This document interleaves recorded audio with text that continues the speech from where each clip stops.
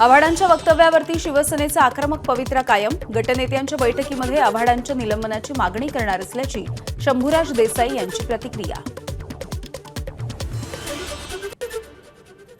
आव्हाडांना याची कठोर किंमत ही समाजासमोर भोगावी लागेल. निलंबनासंदर्भात आज आपण या ठिकाणी ठराव मांडणार आहात. आज या संदर्भामध्ये सभागृहाचं कामकाज सुरू होण्यापूर्वी मान्य विधानसभा अध्यक्ष जेव्हा गटनेत्यांची बैठक घेतात तेव्हा मान्य विधानसभा अध्यक्षांच्या समोर शिवसेनेच्या वतीनं हा मुद्दा आम्ही अध्यक्षांच्या समोर बैठकीमध्ये उपस्थित करू. मीरा भाईंदरचे भाजपचे आमदार नरेंद्र मेहता यांच्यावरती भूखंड लाटल्याचा आणि कोट्यवधी रुपयांची स्टॅम्प ड्युटी लाटल्याचा आरोप आहे. आमदार मेहतांनी 400 ते 500 कोटींपेक्षा अधिक स्टॅम्प ड्युटी बुडवल्याचा काँग्रेसचे नेते नाना पटोले यांचा आरोप. खुद्द महसूल मंत्री चंद्रशेखर बावनकुळे यांच्या पत्रामध्ये आमदार नरेंद्र मेहता यांचा भूमाफिया असा उल्लेख. नाना पटोलेंचा आरोप.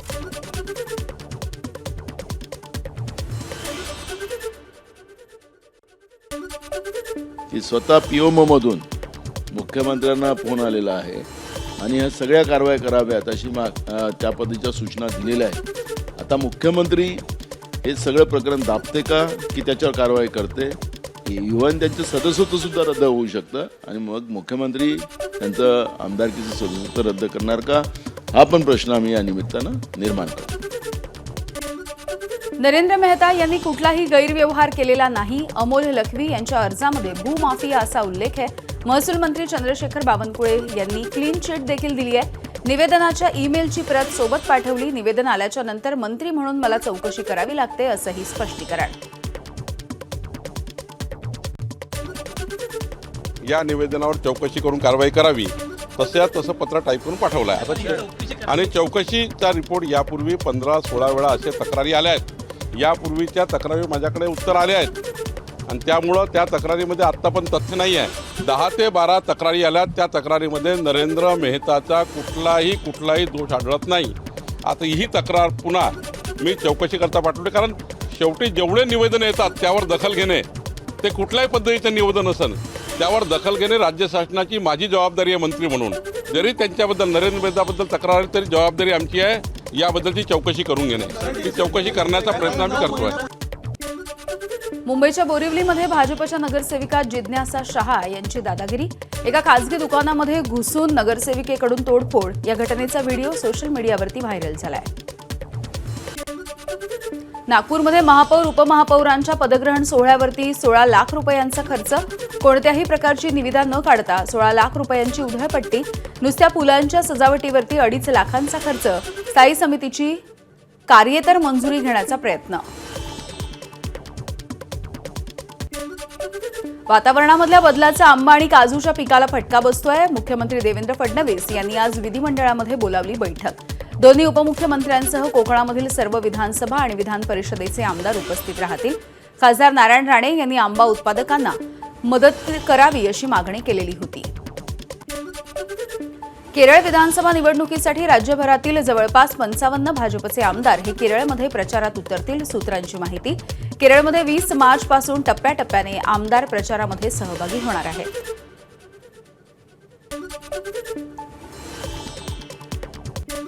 उपमुख्यमंत्री एकनाथ शिंदे पंतप्रधान नरेंद्र मोदी यांच्या भेटीसाठी 1 तास चर्चा सुरू आहे. पंतप्रधान मोदी यांच्या भेटीच्या नंतर अमित शहा यांची देखील भेट घेणार.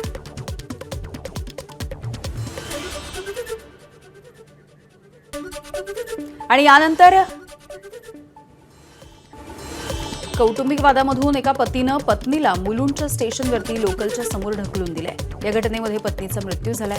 आरोपी राजकुमार गुप्ता याला सुरतमधून अटक करण्यात आली. घटनेच्या काही तास आधीच पत्नीने पोलिसांमध्ये पतीच्या विरोधात तक्रार दिलेली होती. सांगलीच्या आटपाडीमध्ये दागिने खरेदीसाठी येणाऱ्या विवाहित महिलेची ओळख वाढवून तिला धमकावत जबरदस्तीने अत्याचार. सराफावरती गुन्हा दाखल. पुण्यामध्ये पुन्हा एकदा कोयता गँगनं तरुणाची हत्या केलेली आहे. 3 तरुणांनी एका तरुणावरती कोयत्यानं वार करून ही हत्या केली आहे. जुन्या वादामधून हत्या झाल्याची पोलिसांची माहिती. आरोपींचा शोध घेण्यासाठी पथकं रवाना. बातमी धुळ्यातली. धुळ्यामध्ये उन्हामुळे 5 एकरामधल्या कलिंगडाचं नुकसान झालंय. खराब झालेले आहेत. भाव घसल्यामुळे कलिंगड विक्रीसाठी काढण्यातच आलेले नाहीत. तापलेल्या उन्हामुळे पीक देखील खराब होऊन गेलंय. निमझरी इथल्या दिनेश पाटील यांचं लाखो रुपयांचं नुकसान झालंय. नाशिक जिल्ह्यामध्ये येवला मनमाड मालेगाव रस्त्यावरती अवजड वाहतूक 24 मार्च पासून दिवसा बंद ठेवण्यात आली आहे. वाहतूक कोंडी अपघात हे टाळण्यासाठी निर्णय. रात्री 10 ते सकाळी 7 वाजेपर्यंत अवजड वाहनांची वाहतूक सुरू राहील. बुलडाणा जिल्ह्यामधल्या जळगाव जामोद शहरामध्ये रहिवासी परिसरामध्ये बिबट्याचं दर्शन झालंय. सीसीटीव्ही कॅमेरामध्ये बिबट्या आढळलाय, त्यामुळे परिसरामध्ये काहीशी भीती आहे. हाच बिबट्या त्यानंतर नगर परिषदेच्या इमारतीच्या परिसरामध्ये देखील आढळलाय. वन विभागाचा बिबट्याला पकडण्यासाठी शोध सुरू आहे. परिसरामधल्या काही शाळा सध्या बंद ठेवण्यात आल्या. पालघरच्या बोईसर तारापूर एमआयडीसी मधल्या कारखान्याला भीषण आग लागली. प्लॉट क्रमांक जे इथल्या भाविका फार्मा कारखान्यामधून आगीच्या नंतर धुराचे लोट पसरले.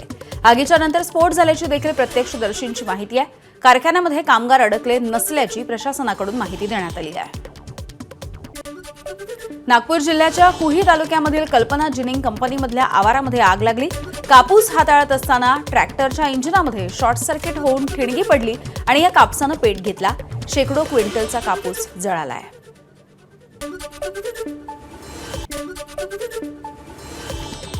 ज्येष्ठ कवयित्री आसावरी काकडे यांचं निधन झालंय. स्वरचित कविता संग्रहांसह डॉक्टर विश्वनाथ प्रसाद तिवारी यांच्या निवडक हिंदी कवितांचा देखील त्यांनी अनुवाद केला होता. दीप्ती नवल यांच्या लम्हा लम्हा तसंच डॉक्टर चंद्रप्रकाश देवल यांच्या बोलो माधवी या हिंदी कविता संग्रहाचा देखील काकडे यांनी अनुवाद केला होता. 15हून अधिक पुरस्कारांनी त्यांना सन्मानित करण्यात आलं आहे. भंडाऱ्यामध्ये बिबट्यांच्या बछड्यांची झाडासह रस्त्यावरती देखील मस्ती बघायला मिळाली. हा थरारक व्हिडिओ सध्या सोशल मीडियावरती व्हायरल झालाय. तुमसर तालुक्यामधल्या नाकाडोंगरी वनपरिक्षेत्रामधली ही दृश्य आहेत. बिबट्याच्या बछड्यांची झाडावरती देखील आणि रस्त्यावरती देखील धुमाकूळ. चिपळूणमधल्या नाईशी गावामध्ये वाघेश्वरी देवीचा शिंपणे उत्सव उत्साहामध्ये साजरा होतोय. हजारो भाविकांच्या उपस्थितीमध्ये शिमगोत्सवाची सांगता होतीये. उत्सवाच्या निमित्ताने देवीची पालखी पारंपरिक ढोल ताशे आणि सनईच्या तालावरती उत्साहात देवळाच्या दिशेने रवाना झाली. ग्रामदेवतेच्या जयघोषामध्ये उत्सवाचा आनंद घेण्यात आला.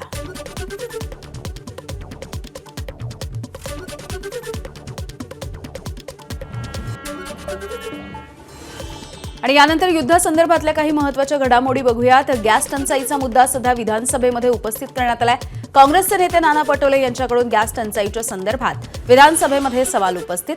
सरकारनं अजून निवेदन न दिल्यामुळे विरोधक आक्रमक. यानंतर आज संध्याकाळपर्यंत सरकार निवेदन सादर करेल असं विधानसभेचे अध्यक्ष राहुल नार्वेकरांनी मंत्री छगन भुजबळ यांचं आश्वासन.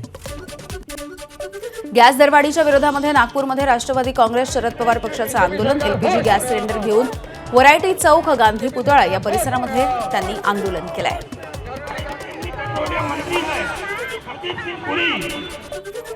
चंद्रपूर शहरामधल्या अनेक गॅस एजन्सीवरती सिलेंडरसाठी सकाळपासून रांगा लागल्या. 12 मार्चपासून गॅस सिलेंडरचा पुरवठा होत नसल्यामुळे तुटवडा निर्माण होत असल्याची गॅस एजन्सी संचालकांची प्रतिक्रिया. भंडाऱ्यामध्ये पोलीस आणि गृहरक्षक जवानाच्या बंदोबस्तामध्ये गॅस सिलेंडरचं वाटप होतं. त्यामुळे 8 दिवस ज्या सिलेंडरसाठी अनेकांनी मजुरी सोडून रांगा लावल्या त्या सगळ्यांना आज शेवटी हक्काचा सिलेंडर मिळाला आणि त्यामुळे अनेकांच्या चेहऱ्यावरती समाधान होतं. बुलढाण्यात ग्रामीण भागामध्ये गॅस पुरवठ्याच्या संदर्भात दिलासादायक चित्र. नोंदणीच्या नंतर अवघ्या काही तासांमध्ये सिलेंडर घरात. त्यामुळे बुलढाण्यामध्ये कुठेही सिलेंडर मिळवण्यासाठी रांगा नाही आहेत.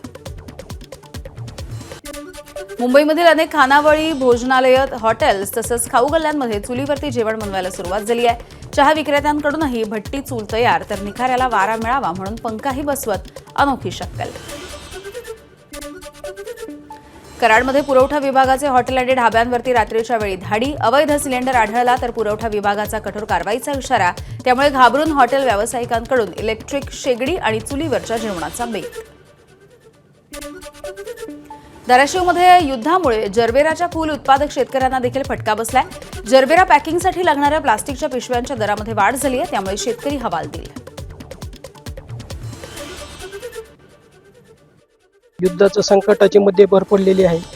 जो लागणारा त्याला खर्च आहे, प्लास्टिक आहे, त्याचं बॉक्स आहेत, त्याच्यात सुद्धा एक दुपटीनं वाढ झाल्यासारखं झाली. 140 रुपये किलोला भेटणारी कॅरी बॅग 220 ते 250 रुपये किलो जागेवर म्हणायला.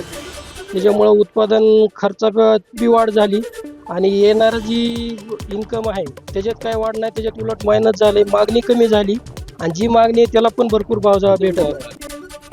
युद्धामुळे खाद्यतेलाच्या दरामध्ये 8 ते 10 रुपयांची वाढ झाली आहे. सोयाबीन, सनफ्लॉवरसह शेंगदाणा तेलाच्या दरामध्ये देखील वाढ होती आहे. त्यामुळे सर्वसामान्यांचं बजेट हे कोलमडलंय.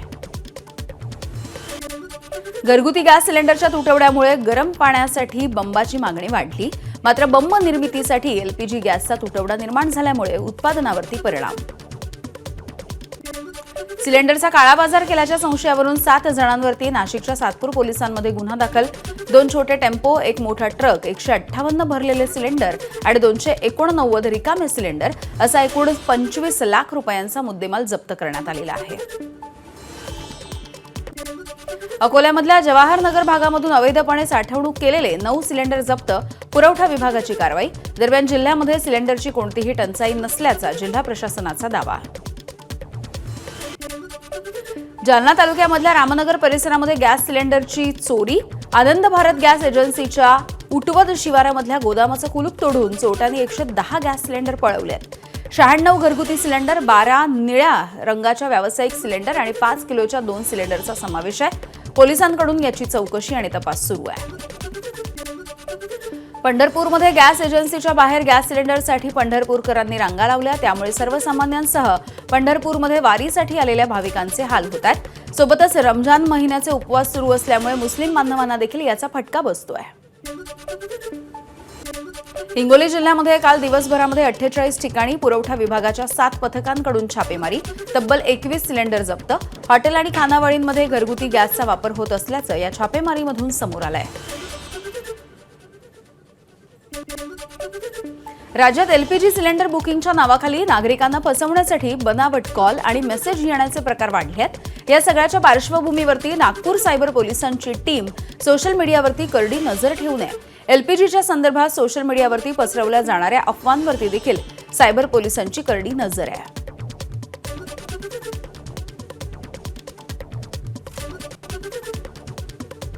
तुम्हाला जर काही एखादा फोन आला जे सांगतात की तुम्हालासाठी जे सिलेंडर्स आहेत ते लवकर डिलिव्हर करणार आहे किंवा या लिंकवर तुम्ही जर क्लिक केला तर सिलेंडरची बुकिंग होणार आहे, ते सगळे फेक आहे. ते तुम्हाला जर असे आलेले आहे तर तुम्ही 1930 कंप्लेंट करा. नॅशनल सायबर क्राईम रिपोर्टिंग पोर्टलची जे वेबसाईट आहे तिथे तुम्ही कंप्लेंट करू शकतो. आणि तुमचे जर या ठगीमध्ये पैसे गेलेले आहे, काही नुकसान झालेलं आहे, तर तुम्ही त्वरित नजदीकचे पोलीस स्टेशन किंवा सायबर पोलीस स्टेशनमध्ये कंप्लेंट करा.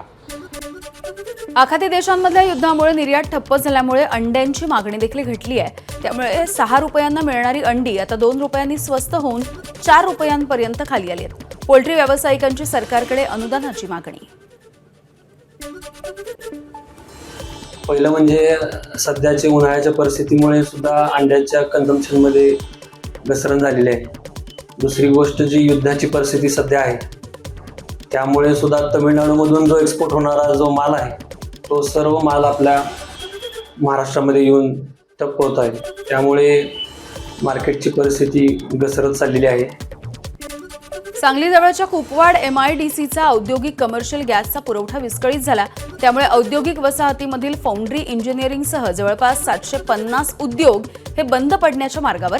हजारो कर्मचाऱ्यांना नोकरीवरती गंडांतर येण्याची भीती.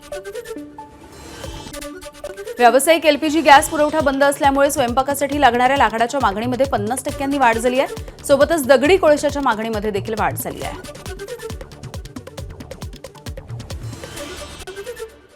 जब से सिलेंडर की शॉर्टेज हुई है 50% से मांग बढ़ी है, पर रेट में अभी इंक्रीज़ नहीं हुआ है क्योंकि हमारे पास ओल्ड स्टॉक पड़ा हुआ था.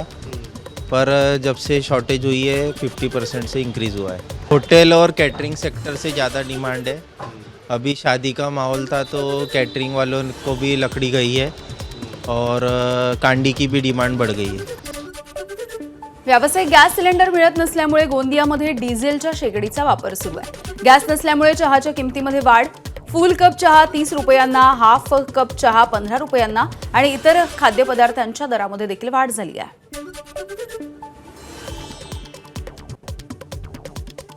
हमारे पास पुरानी डीजल भट्टियाँ थी, इस पे हम लोग काम चालू किए हैं. जब तक डीजल मिल रहा है तब तक उस पर काम करेंगे.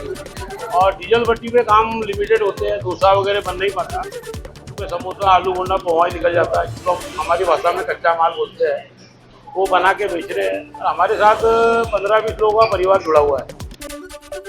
प्रसिद्ध शेफ विष्णू मनोहर यांनी एलपीजी गॅसला पर्याय म्हणून तयार केली विष्णू ऊर्जा शेगडी। या शेगडीमधून आगीच्या ज्वाला निघाव्यात यासाठी कम्प्युटरमध्ये लागणाऱ्या फॅनचा वापर करून अनोखी शक्कल लढवण्यात आली।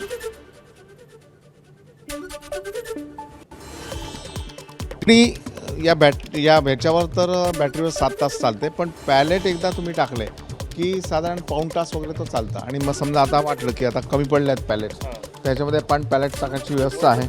हां, आणि पॅलेट टाकता येऊ ही गाडी आतमध्ये टाकून हिला असं थोडं वर खाली केलं तर ती राखसुद्धा खालची जमा होते। डोंबिवलीमधला प्रसिद्ध ठाकूर वडापाव हा बंद झालाय। युद्धामुळे व्यावसायिक गॅस पुरवठा विस्कळीत झाल्यामुळे आठवडाभरापासून ठाकूर वडापाव बंद, त्यामुळे खवय्यांचा हिरमोड। राज्यामध्ये गॅसचा तुटवडा जाणवत असल्यामुळे अन्न आणि नागरी पुरवठा मंत्री छगन भुजबळ यांच्याकडून रॉकेलचा पुरवठा करण्याचा निर्णय जाहीर। रॉकेल वाटपाच्या संदर्भात राज्य सरकार नियमावली करत असून पुढील 2 ते 3 दिवसांमध्ये प्रत्यक्ष वाटप सुरू होण्याची शक्यता आहे। रॉकेल पेट्रोल पंपावरती विक्री करणं धोक्याचं, 56,000 सरकारमान्य स्वस्त धान्य दुकानदारांनी लक्ष वेधून घेतलंय। तर रॉकेल विक्रीची परवानगी राज्यामधल्या 56,000 सरकारमान्य स्वस्त धान्य दुकानदारांना देण्याची देखील त्यांनी मागणी केली आहे। ज्यांना केरोसिनची आवश्यकता आहे ती लोक डे टू डे आमच्या संपर्कात आहेत। ते धान्याच्या माध्यमातून म्हणा की कसं का माध्यमातून आम्ही त्या गल्ली बोळातली रेशन दुकानदार आहोत, तिथली सगळी परिस्थिती आम्हाला माहिती आहे आणि सरकारकडे बी ह्या सगळ्या गोष्टीची रेकॉर्ड उपलब्ध आहे की कुणाला द्यायचे कुणाला नाही। तर आमची एवढंच मागणी आहे सरकारकडनं की बाबा तुम्ही जो पेट्रोल पंपाच्या माध्यमातून सप्लाय करण्याचं ठरवताय तो तसं न करता आमचा रेशन दुकानदारांच्या माध्यमातून ते सप्लाय व्हावं। आज युद्धाचा 18वा दिवस। इराणमध्ये 7,000 ठिकाणांवरती हल्ले केल्याचा ट्रम्प यांचा दावा।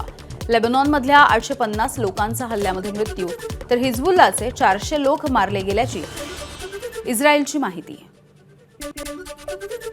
होमूर सामुद्रधुनी पार करून आलेलं नंदादेवी जहाज गुजरातच्या वाडीनार बंदरावरती दाखल। काल आलेलं शिवालिक आणि आज आलेल्या नंदादेवी जहाजावरती 83,000 टन एलपीजीचा साठा। अमेरिका आणि इराण यांच्यामध्ये चर्चेला सुरुवात। अमेरिकन वृत्तसंस्थांची माहिती। ट्रम्प यांचे विशेष दूत विटकॉफ यांची इराणच्या परराष्ट्र मंत्र्यांसोबत चर्चा झाल्याची माहिती आहे। इराणचे परराष्ट्र मंत्री अराक्ची यांनी मात्र या चर्चेचं वृत्त फेटाळलं। अमेरिकेसोबत कोणतीही चर्चा नाही, इराणनं अमेरिकी माध्यमांचा दावा फेटाळला। विटकॉफ सोबत कोणतीही चर्चा केली नाही, हा अफवा पसरवण्याचा कट आहे, इराणचे परराष्ट्र मंत्री अब्बास अराक्ची यांचं स्पष्टीकरण। इस्रायलचा हिजबुल्लावरती ड्रोन आणि रॉकेट्सनं मोठा हल्ला। नाहरिया शहरावरती रॉकेट आणि ड्रोनचा पाऊस, शहरामध्ये जागोजागी भीषण आग लागली।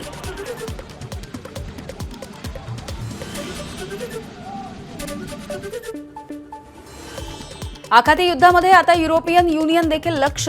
इराकची राजधानी बगदादमध्ये युरोपियन युनियनच्या मिशन मुख्यालयावरती ड्रोननं हल्ला। कार्यालय बगदादच्या अल रशीद हॉटेलमध्ये हॉटेलच्या वरच्या माळ्यांवरती ड्रोन धडकला आहे। संयुक्त अरब अमिराती देशाची राजधानी असलेल्या अबुधाबीमधील गॅस फील्डवरती इराणचा जोरदार मारा। यूएईमधील मीडियानं हे वृत्त दिलंय। तेल आणि गॅस फील्डवरती केलेल्या ड्रोनच्या हल्ल्यानंतर नागरिकांची धावपळ झाली। सौदी अरेबियानं इराणचे 2 ड्रोन हल्ले परतवले आहेत। सौदी अरेबियाच्या संरक्षण मंत्रालयानं ही माहिती दिली आहे। सौदीच्या पूर्व भागामध्ये इराणी ड्रोन पाडले। कालही पूर्व भागामध्ये इराणचे 6 ड्रोन हे परतवल्याची सौदी अरेबियाची माहिती आहे। इराणचा इस्रायलवरती क्षेपणास्त्रांनी हल्ला। इस्रायलच्या संरक्षण प्रणालीनं हा हल्ला परतवून लावला।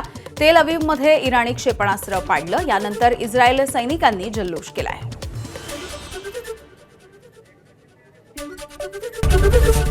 एबीपी माझा, उघडा डोळे बघा नीट।